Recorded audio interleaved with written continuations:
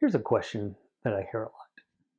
When is the right time to bring up hospice to our primary care physician?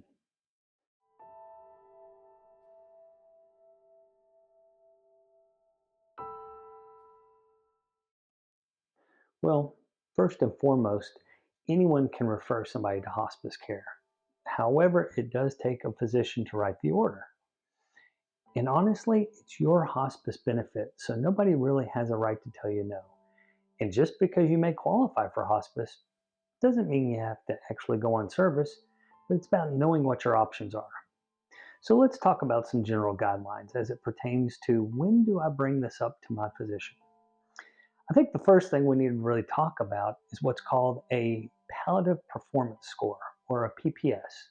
So with that said, what is a PPS?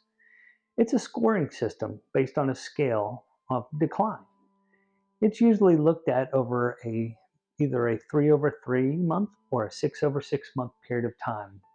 So once you, or if it's your loved one, are initially diagnosed with a chronic illness, that would be a good time to actually get a score on record so that as there is decline, you can just see how it's changed. On the same page as diagnosis versus prognosis. So we all know, I think, what a diagnosis is. The doctor runs a litany of tests, maybe assessments, and basically ascribes a disease state that you have. Okay, that's your diagnosis. But in terms of prognosis, that's really like what is the course of action or the forecast of that diagnosis. So going back to the general guidelines on when's a good time to talk to my primary care physician about hospice care, well, if you have a palliative performance scale, a score of less than 50%, that would be a good time to bring it up to your physician. Activities for daily living, or ADLs. So if you're dependent on 2 or more ADLs, that's absolutely a good time to have that conversation with your primary care physician. So what are ADLs?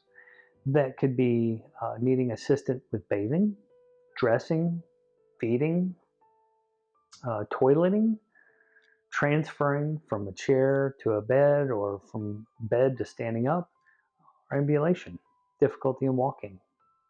Some other indicators to be on the lookout for would be a weight loss of greater than 10% over a 6 to 12-month period, especially if that is not your intention.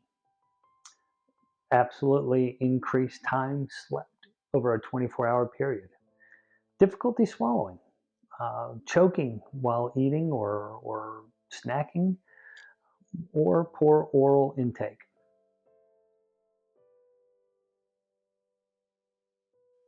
So again, these are all general guidelines as it pertains to when is the right time to have that conversation with your healthcare provider.